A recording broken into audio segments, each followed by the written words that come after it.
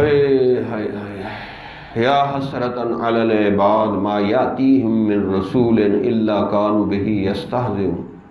سورہ یاسین میں اللہ تعالیٰ نے ارشاد فرمایا، ہائے بندوں کے اوپر افسوس ہے کہ جب کبھی ان کے پاس کوئی نبی آیا، رسول آیا، انہوں نے اس کا ہنسی مذاق اڑایا۔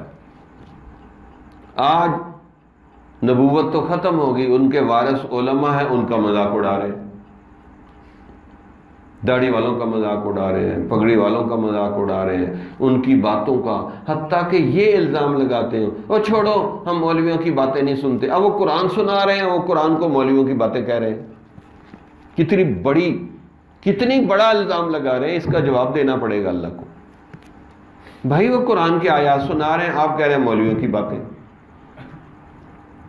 یعنی یہ لفظ کتنا بدنام کر دیا کہ یار مولوی کوئی 10 نمبری بدماش ہے کہ تم ان کو اس طرح کہہ رہے ہو۔